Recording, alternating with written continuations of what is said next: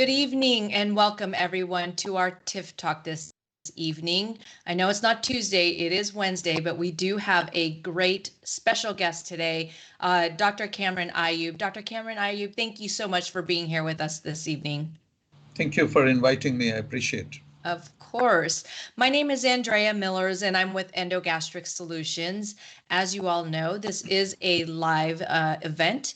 At any time, if you have any questions, please feel free to type them in the comment section and we will do our best to answer your questions this evening. Also, if you want to let us know where you're tuning in from, we are going to give away a free tumbler. So we'll pick one lucky winner if you please tell us where you're tuning in from.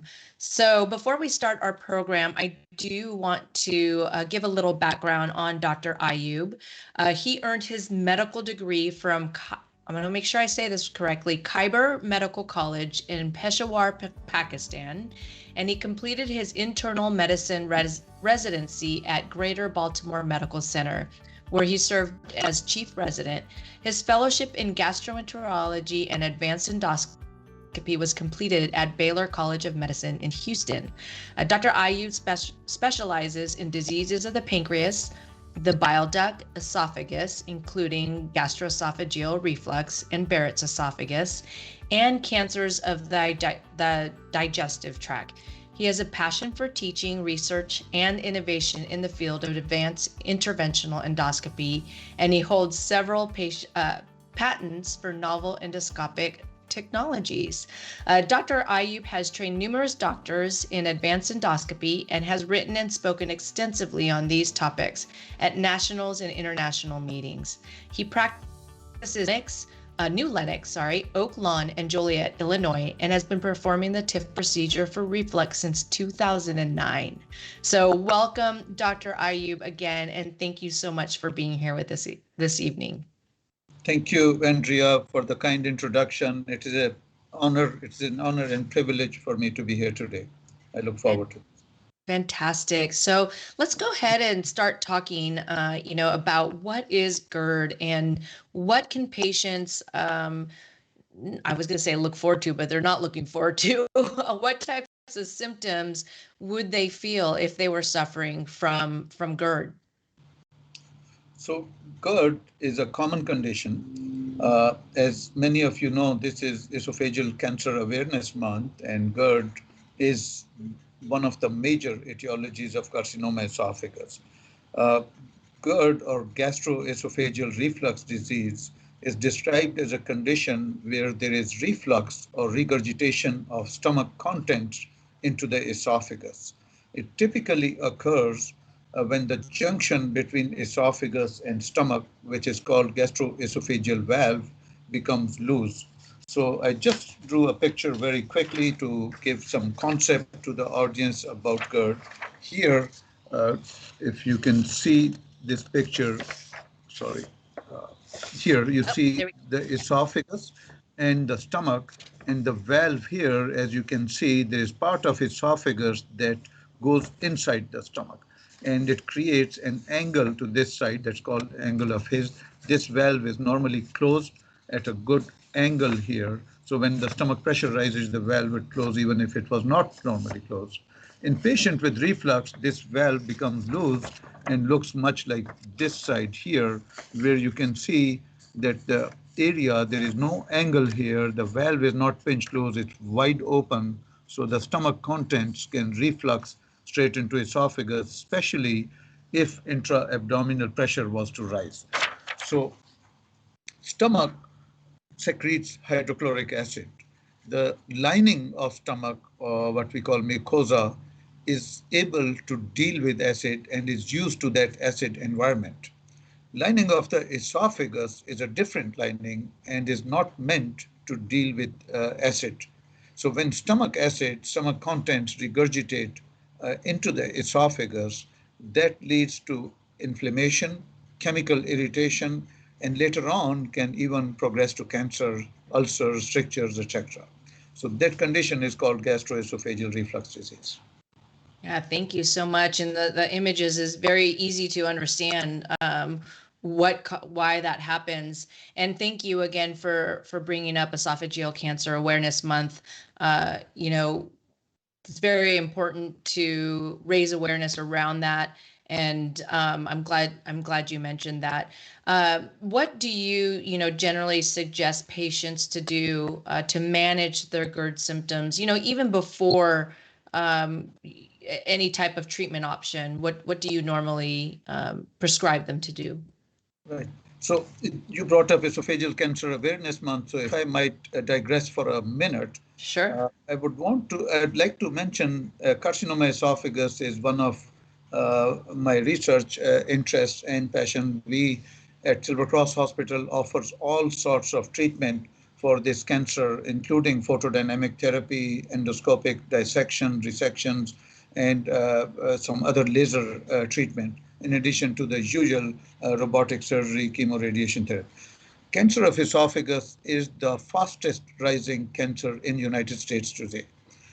The main reason for that is the high rise in the incidence of gastroesophageal reflux disease over the past 3 decades, which in turn we see is due to the incidence of obesity, rising incidence of obesity. There is an epidemic of obesity in our country today, and the rise in BMI or increase in weight increase the amount of reflux, period. And when patients have reflux over long period of time, that reflux abnormal lining, change in the lining of esophagus called Barrett's esophagus, which is unstable type of lining precancerous, and then that progresses to cancer of esophagus. So much my spiel about cancer of esophagus. Going back to treatment of reflux disease, as I already mentioned, obesity is an epidemic in our country. As the patient gains weight, there is more deposition of fat in the abdomen. If you saw my picture here, I don't know if you notice or not, but there is a line here, which is the diaphragm. So this abdomen is below the diaphragm. It's a closed cavity. And when you deposit more fat in the abdominal viscera, liver, and other areas, intra-abdominal pressure rises. So stomach, when it produces acid, it has more tendency to reflux the acid into the esophagus. So obviously, weight loss or weight reduction will be a great management to reduce the amount of reflux and eventually to even cure reflux in many of the patients. The other treatments we suggest are over-the-counter measures, including taking antacids, if needed, H2 blockers like Pepcid, and then try and avoid foods that lead to reflux. Typically, the foods that lead to acid reflux are the foods that you enjoy that are delicious. So I tell my patient, anything that you enjoy eating, try and avoid it, especially in the evening time. For example, desserts, rich chocolate desserts, wine, beer, coffee, smoking, spicy meals, fatty meals like deep dish pizza from Chicago, very famous. All these things reduce the lower esophageal sphincter tone, and also many of these stimulate increased gastric acid output.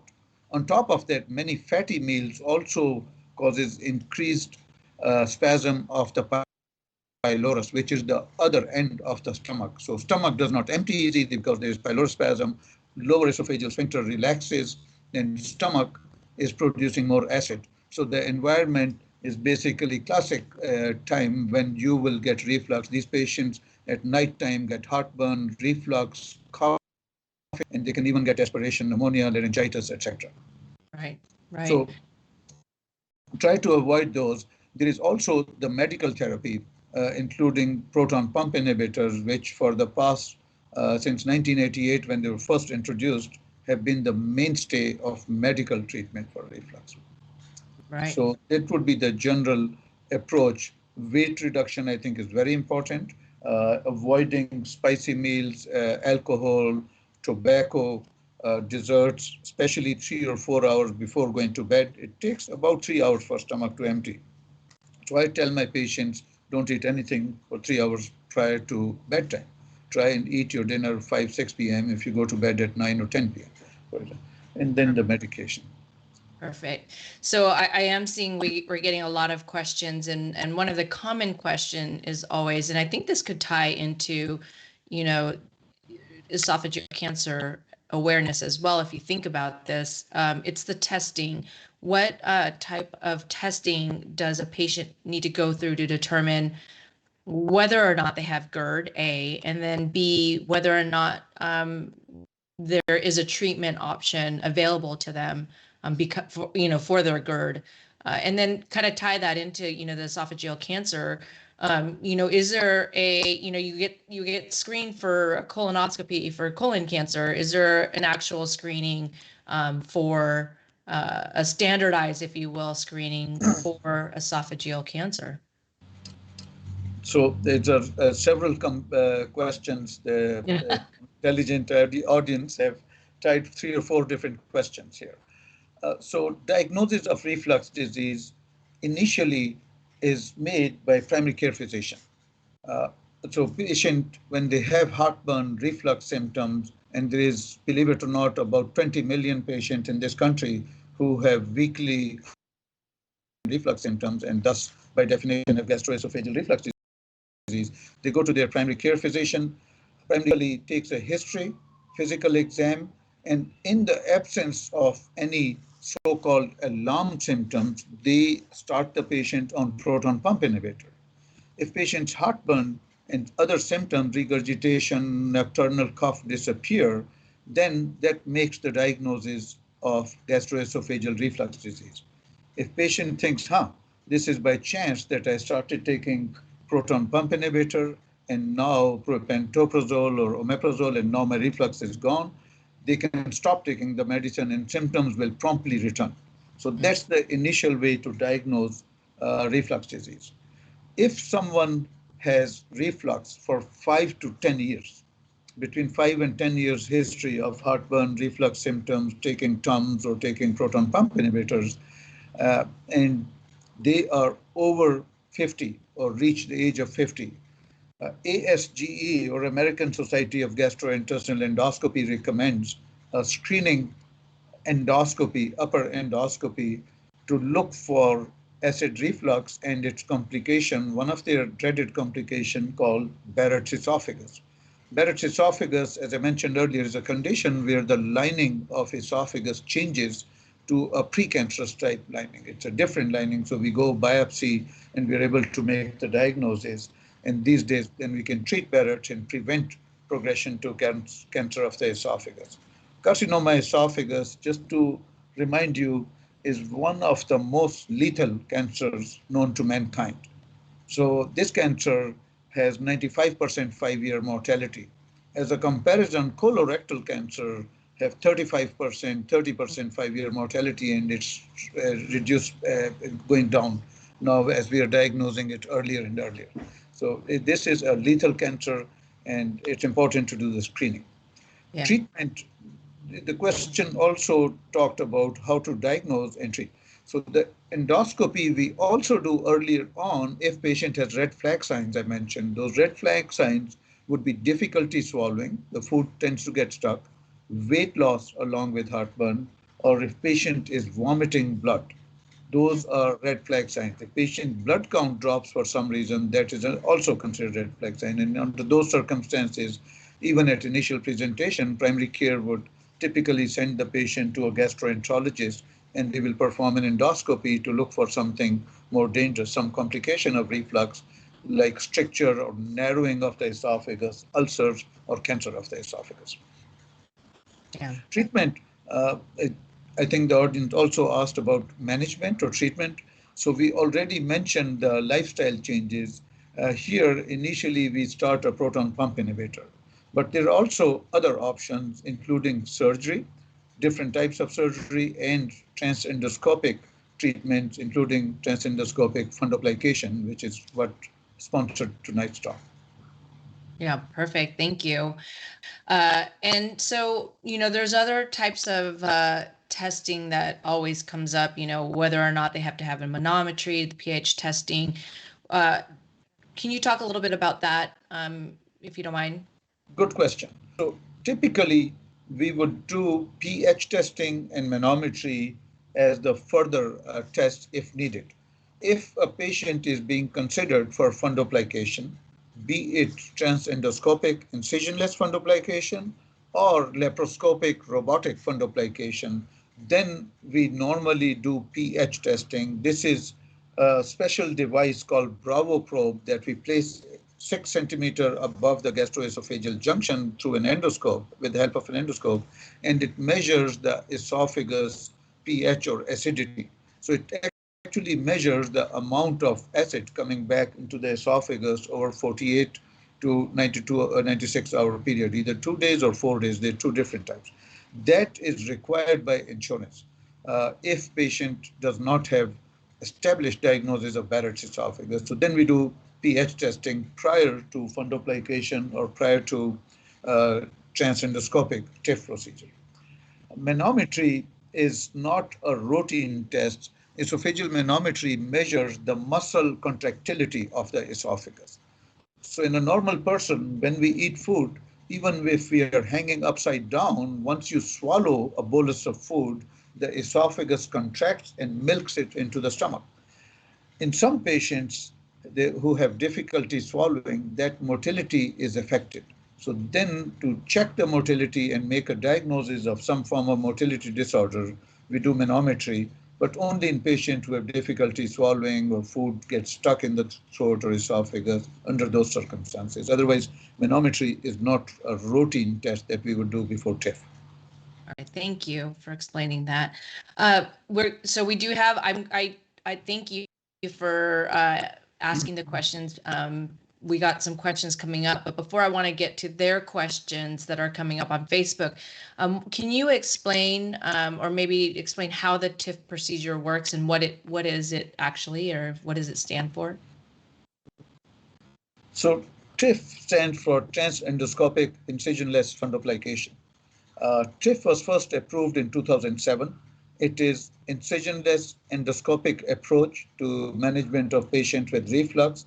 Basically, what we do is pull in the GE junction down into the stomach and put sutures across to create a nice valve that looks more like a normal valve. Again, I'm no Pablo Picasso, but here I have made an attempt to draw a diagram to show you TIF. So to my left here is a where's the, here you can see a gastroesophageal junction. Yep, you got it. Did I get it? Yep. Okay, I think I need to show this. So this is the loose junction. You can see the valve is loose here. This is the stomach, above is the esophagus. And then with TIF, what we do is we go in with the device, pull the GE junction down with a special device, and then put special T-type fasteners through this area to T-tags to basically create a lip or a valve inside the stomach, intragastric portion of esophagus below the diaphragm. And that valve creates, much like a natural valve, an angle here. When the pressure in the stomach rises, this valve closes, pinches, and thus prevents reflux. So TIF basically mimics normal anatomy and leads to anatomic correction. As against proton pump inhibitors, it basically is not treating the cause, the anatomic problem where the gastroesophageal junction is loose, but inhibits the gastric acid secretion. So any of the medication, proton pump inhibitor or H2 blocker, act by reducing gastric acid output.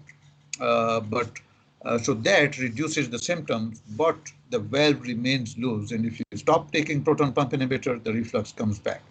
So TIF and the surgeon's procedure, fundoplication, which is we call Nissan Fundoplication, basically creates that valve.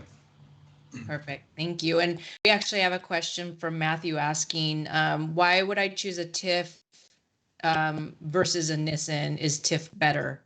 He's asking. Okay. So TIF is transendoscopic incisionless fundoplication. Nissan fundoplication nowadays is either robotic or laparoscopic fundoplication. There is an incision involved. There is also a third modality, surgical modality called LINX, where the surgeon puts a magnetic a bead or a little bracelet around lower esophagus to close it, and it opens when the food bolus arrives. So uh, the general thinking is that Nissan Fundoplication and Lynx device are reserved for more severe reflux where patient has a very loose flap valve. Uh, TIF is reserved for patients who have mild reflux. So as I mentioned, there is about 20 million patients in United States who have daily or at least few times a week reflux. Those patients have gastroesophageal reflux disease. About 10% of those would have severe reflux, so about a million patients, and those should be considered for nasal fundoplication or links or one of the surgical repairs. There is a big chunk of patients in between 60 or 50% who have mild to moderate reflux. They have a very small hiatal hernia, less than 2 centimeters. The valve is slightly loose, like I show in my picture here, but not very loose. Those patients are more amenable to TIF. TIF has some advantages. Nissan fundoplication has some advantages. TIF is good for patients who have mild to moderate reflux. It creates a, but it cannot reduce a larger hiatal hernia. It cannot tighten the diaphragm. So patients who have a bigger hiatal hernia or who have very loose diaphragmatic benefit from Nissan fundoplication. Nissan fundoplication requires an incision, making a hole in the chest and going in. It does require a few nights stay. It takes longer time to recover. There is the risk of infection of the incision, wound dehiscence, bleeding, etc. TIF, because it's incisionless, does not have those type of risks, much of those risks. Also, TIF does not create scarring in the chest. So if you do TIF, 2-3 years later, 5 years later, a patient has recurrence of symptoms, you think TIF has become loose, you can redo TIF or perform Nissan fundoplication easily on those patients. Nissan fundoplication, once you perform a second Nissan, it can become and often does become loose in 3 to 5 years or 7 years. A redo Nissan fundoplication is extremely complicated and hazardous procedure. The complication rate goes up, success rate goes down, and it's a complicated surgery performed in only few tertiary centers. So those would be some of the other differences. Thank you. TIF has very fast recovery as well because there's no incision involved. So patients usually go home the same day or next day. Yeah, yeah. And there's always question about, can I get a TIF if I need a hiatal hernia repair as well? So there's that aspect of it as well, right? Getting a combination hiatal hernia repair with the TIF procedure, right? Yes. So again, if there is more than 2 centimeter hiatal hernia, then many times what I do is what we call combined TIF or CTIF. Combined TIF is done in the OR with a surgeon, and basically surgeon goes in, makes a small incision, reduces the hiatal hernia. Then I would go in and perform TIF endoscopically, incisionless procedure. Perfect. Thank you. We've got a question from Andrew. He's asking, how effective is TIF at reducing my reflux symptoms? So TIF in the studies in the appropriate patient. As I mentioned, patient selection is important. Not everyone is candidate for TIF. Majority of patients would be with reflux, but not all. In an appropriate patient, TIF is very successful. Many studies have shown that 85 to 90% of patients are off proton pump inhibitors at 3-5 year interval. A recent TEMPO trial, which was a big study, revealed similar results. About 90% of patients were off proton pump inhibitors at 5 years. The study is ongoing, and I think data looks very exciting. So for the first time, I think we have an endoscopic management which is effective and seems to stay work long term. I've been in GI business for a while. As you guys probably know, I look younger than my age, but uh, we have tried many different treatments in the past, and they came and went, including Endocinch from Cook Medical. There was another device where we were injecting inert material, and everything basically eventually failed. When we did randomized control trials, it failed. Strata was the only one that worked, but Strata unfortunately died out. The company went bust. TIF is one device that has been very successful. When I saw TIF first in 2007, actually, the CEO and founder of TIF device, the French gentleman, met with me and toured at DDW with me. I was fortunate he was living in Seattle. I was very impressed because the device actually recreates the normal human anatomy. The other devices we used, we were trying to tighten the junction, but we were not creating the angular phase. We were not mimicking the normal anatomy. With this device, we do. So I think that's why it works very well. Perfect. Thank you so much. I appreciate that. We have a question from Derek. He's saying, I've seen a few people that have had problems with their appetite or getting full after just a couple bites, after even 3 to 4 months out from the surgery. What has been your experience with this? So this is more post-op question. So, there is two types of surgery, as we discussed. There is the Nissan Fundoplication and nowadays links as well. And then there is TIF. TIF, by definition, is a partial wrap. It is a wrap or tightening that we create. We create a valve over the TIF device. So we go in with an endoscope and TIF device into the stomach, and then we tighten around that. So we cannot over tighten the gastroesophageal junction. And it's not a full 360-degree wrap. The surgeon is tightening from outside. So they can and often do a more complete wrap, and it becomes a bit tight. So most of the patients after good Nissan Fundoplication don't get any reflux, but they're not able to vomit, not able to belch, and many get what we call gas bloat syndrome. So gas bloating can occur initially in 50% of patients, and over long term, different studies show that 10 to 15% of patients with laparoscopic Nissan Fundoplication have gas bloating. It persists. TIF, on the other hand, does not cause those type of symptoms. Initial swelling, edema from suturing, so for a month or a few weeks, they might have some difficulty swallowing and minimal bloating symptom, but those go away quickly. Perfect. Thank you.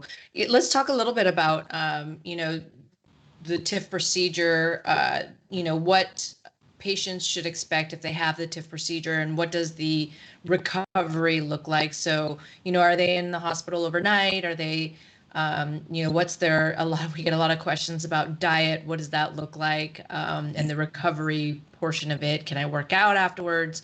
So maybe if you can just paint a picture of, what they can expect if they're coming in the day of the surgery and then kind of post-op. Many patients go home the next morning, 23-hour ops. Some patients go home the same day. Patients do get some chest pain, and some patients get pain in the shoulder as well due to irritation of phrenic nerve that supplies the diaphragm. It's in that area, so gets irritated. That pain can last up to a week. It's not very severe and responds to ordinary analgesics. I typically put my patients on full liquid diet after TIF, and they stay on full liquid diet for a few days, 3 to 5 days, and then gradually advance to soft diet. Many other people, especially surgeons who are used to Nissan Fundoplication, keep their patients on full liquid diet for 4 to 6 weeks. My feeling is I tell the patient, play it by the ear. If you can swallow scrambled eggs or mashed potatoes and wash it down with water or soda or something, I'm okay with that after 2 or 3 days. Full liquid diet is not as bad. I explained to my patients that full liquid diet can be a healthy, normal meal. So full liquid diet includes soups like lobster bisque, ice cream, jello, protein shakes, fruit smoothies, etc. So there is a lot of latitude here, and they can live on full liquid diet for a few days without, I think, much of hunger or lack of nutrition. Then they gradually advance to soft diet, and soft diet, I tell them they can eat anything, either put it in a blender and then eat it, or chew your food very, very well, such that when you swallow, I want very small, tiny pieces going down the throat, not big chunks. And always, initially, if you have difficulty, wash it down with water after every few swallows or with some kind of drink. It depends on their choice. So if they're in California like yourself, they can wash it down with a glass of wine, maybe. I wish I was in California. I used to live in California, but our producer is. He's in California. But Next talk I suggest we should do in wine country. So yes, our next TIF talk will be in wine country. so far So, motility yep. activity is concerned, I tell them to go back to work within 2 to 3 days. If they do some physical work, lifting weights, carrying things, then obviously there is restriction. So I restrict them to lifting about 10, 15 pounds of weight maximum for first 2 weeks. Then they can go up to 50 pounds to 6 weeks. And after 6 weeks, they can go back to regular weight lifting and everything. Perfect. Yeah, thank you. And we got a question from Madeline. She's asking, what do you do for silent acid reflux? So silent acid reflux is, I did not quite understand. She means reflux that has no symptoms? It's not clear, but I see the question a lot. Maybe they're talking about, LPR, possibly. She just said silent acid Okay. So reflux. there is LPR or supraesophageal reflux. And then there is reflux where it's actually not reflux, but esophageal hypersensitivity to acid. So I don't know what Madeline is asking, but in esophageal hypersensitive esophagus, the acid causes irritation, but when we go in, we don't see any changes of esophagitis or any damage. LPR or laryngopharyngeal reflux, supraesophageal reflux, is common, at least 10%, and I suspect close to 20% of patients have supraesophageal reflux. They can get laryngitis, they can get asthma, they can present with chronic cough, can get sinusitis, they can get other issues with the upper respiratory tract. So that is common. One of the common causes of asthma is gastroesophageal reflux disease, and it should be treated aggressively. It's considered more severe form of reflux. So patients with supraesophageal reflux, I recommend treating them initially with double dose proton pump inhibitor and moving on to anatomic correction if and when possible, sooner rather than later. Perfect. Thank I you. hope that answers their question. I hope so. I'm sure it does answer their question. We've got a question from Barbara. Will motility issues combined with a large hiatal hernia and reflux benefit from TIF? Motility issues, large hiatal hernia, and reflux. So large hiatal hernia, by definition, would require a combined TIF. So we cannot reduce more than 2 centimeter hernia. So if it's a large 4, 5, 6 centimeter hernia, what we do is we go to the OR with the surgeon, as I discussed before. Surgeon reduces the hiatal hernia, then we go in and do the TIF. And these patients do very well. Actually, these patients do beautifully. The combined TIF patients, in my experience, have done very well. So yes, they would. This motility is a different issue. If the esophagus is not contracting well, such that patient has dysphagia, we used to recommend partial wrap to the surgeon. So there used to be anterior and posterior wrap, partial wrap, but not a complete 360-degree Nissan Fundoplication. Well, guess what? TIF, by definition, is a partial wrap. So TIF works very well with these patients. They don't get dysphagia. They don't get the same symptoms that they would get with Nissan Fundoplication or other links type procedures. So yes, it does work very well in that setting. Beautiful. Thank you. Okay. We've got another question. Probably we're getting close to the end of the questions. This is from Lynn. She's asking, hi, Dr. Ayub. I've been experiencing tightness in my chest when I'm climbing stairs. After the first flight, I feel like I had rapid heartbeat, usually check it, usually about 100 to 120 BPMs. I had chronic heartburn. I keep on burping, and I was negative for H. pylori. What do you think? She's asking. Did she get? I am concerned that when it's exercise induced, then it can be heart disease. So in case of Lynn, first thing I would like to do is for her to see a cardiologist and get stress EKG to make sure she does not have heart disease. So there is a misconception that women don't get heart attack or they don't get heart disease. They do. And heart disease, coronary artery disease, heart attack is leading cause of death amongst men and women. So I think that she needs to get stress EKG done. If cardiologist says that this is a non-cardiac chest pain, then I would like to do endoscopy and esophageal manometry, because esophageal spasm can be exercise induced and can cause similar pain, chest pain, to the heart disease. Yeah. Acid reflux and in and of itself can cause spasm of esophageal muscle. When the acid comes back, can cause spasm of muscle in some patient and cause chest pain, just like heart type pain, cardiac type pain. Yeah. Oh, perfect. Thank you. And this is let's see, last kind of question from D, or comment. She had a hiatal hernia high in her chest. Doctors never found it until 2019. It was there for 7 years. At least she's saying it leaked acid reflux into my lungs, scarred them. IPF, they say.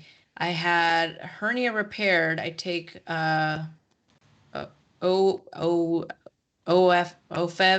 for the fibrosis and shortness of breath. So I think she's just saying that she's having some issues. So she probably what do you think, benefit from seeing? And she's saying she also has nausea after eating. Not sure if she's asking a question, more so just wondering if does she need to see a gastroenterologist probably? I think she does. She need aggressive treatment. Her pulmonary symptoms will only get worse if she continues to have reflux. We can get acid reflux, but also can get bile reflux and non-acid reflux, stomach contents reflux, especially when you have large hiatal hernia. So even if she's on proton pump inhibitors, there's no acid going back, there's still gastric contents can go irritate the lungs. So I think she needs to see a gastroenterologist and probably will need a combined operation, surgical, either surgeon doing hiatal hernia repair and fundoplication, or combined TIF would be in order here.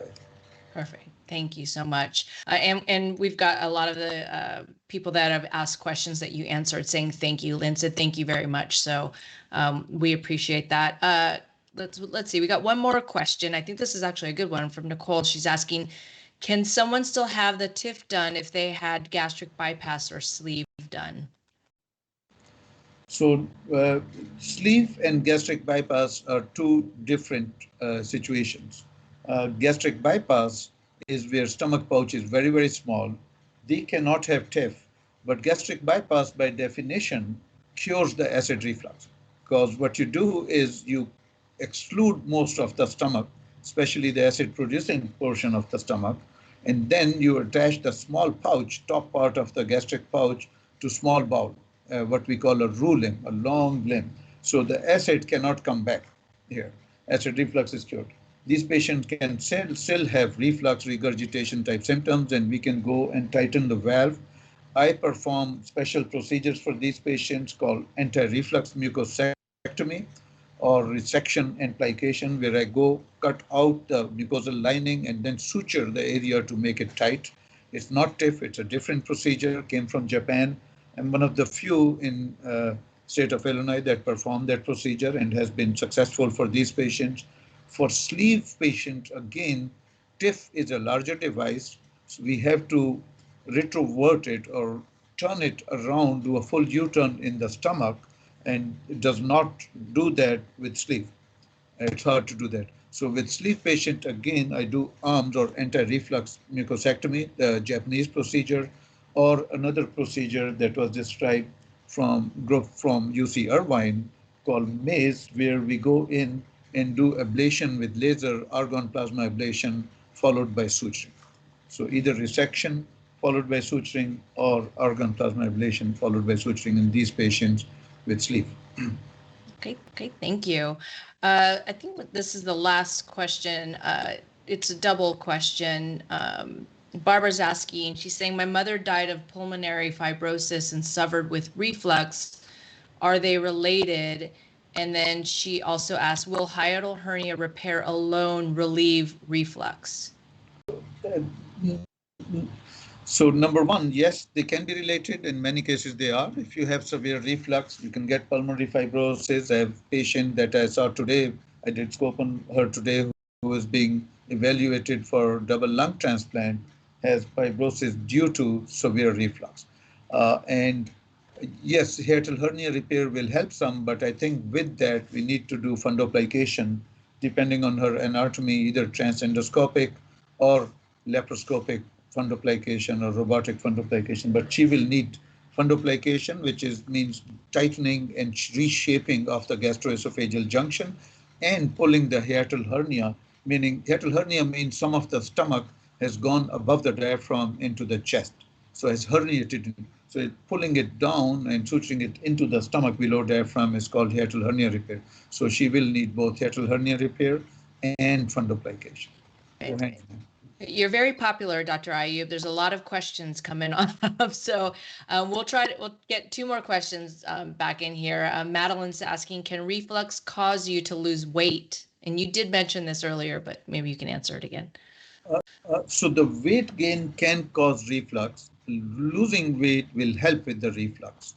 Unfortunately, reflux in and of itself does not cause weight loss. The only way it can cause weight loss is when chronic reflux leads to ulcers of esophagus, which can cause stricture or narrowing of esophagus such that food does not go down. Patients have difficulty swallowing, and then they don't eat enough and they can lose weight.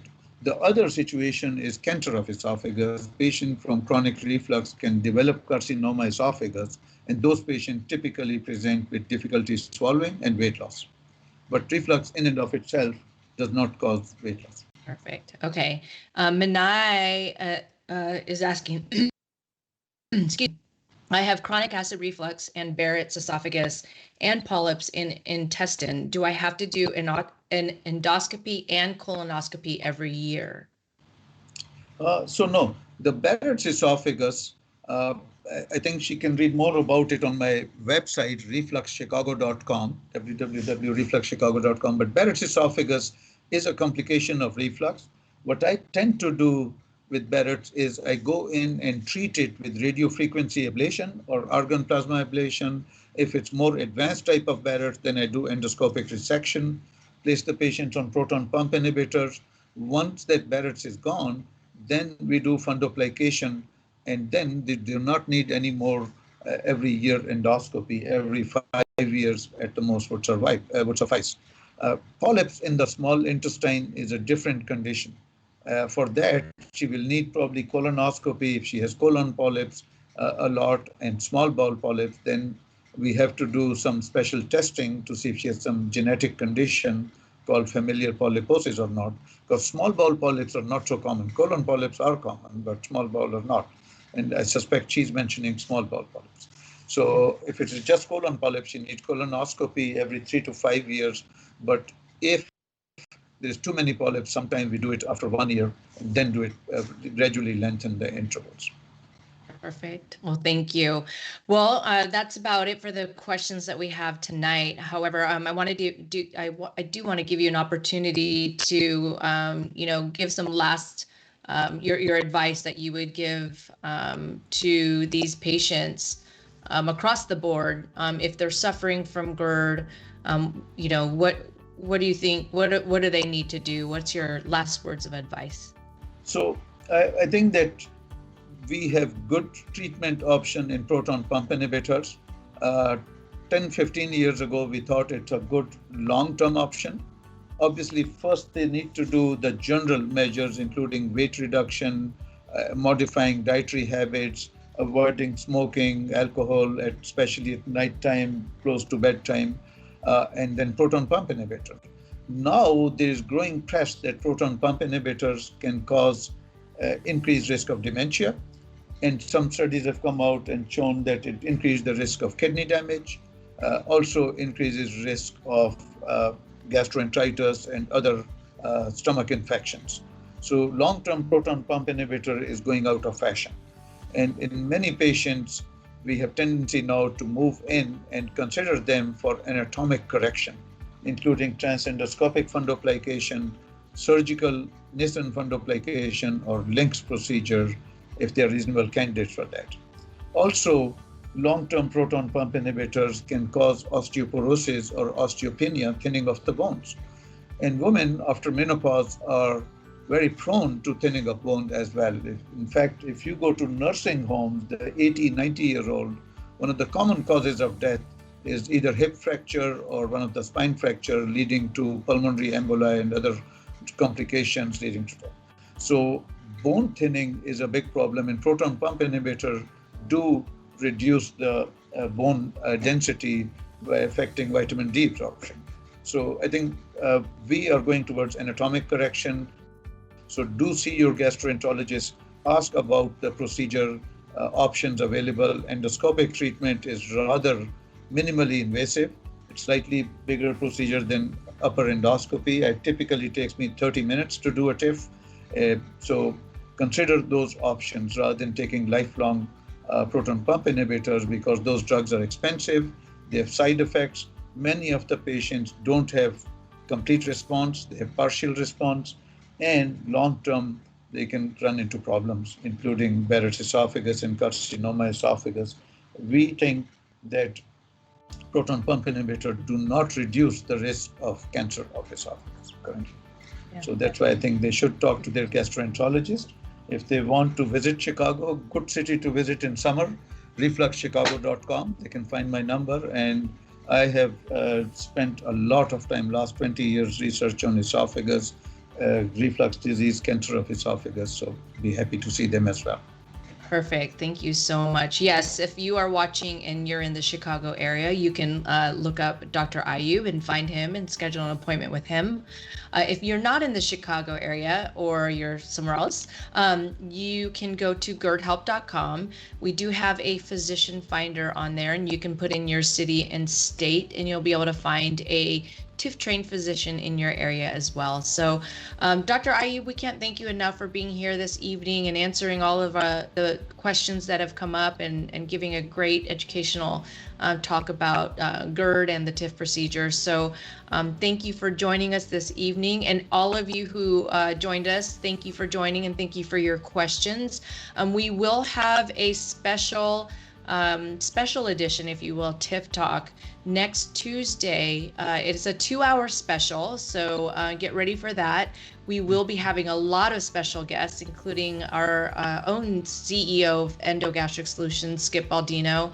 We'll also have Mindy Mordecai, who is the president and CEO of ECAN, which is Esophageal Cancer Action Network, and some special guests, some family members of one of our dear friends that unfortunately passed away. He actually was a colleague and worked for Endogastric Solutions, and he passed away almost 2 years ago from esophageal cancer. So we will be honoring him and talking a little bit more about esophageal cancer, and meeting some great people and listening to some great stories. So please join us next week on Tuesday at 3 p.m. Pacific time. So 5 o'clock Central, 6 o'clock Eastern time. Again, Dr. Ayub, thank you so much for being here. We really appreciate it. I know that the people that were watching appreciate it as well. So everybody have a great evening, and we'll catch you next time. Thank you, Andrea. Thank you so much. You're welcome. Bye.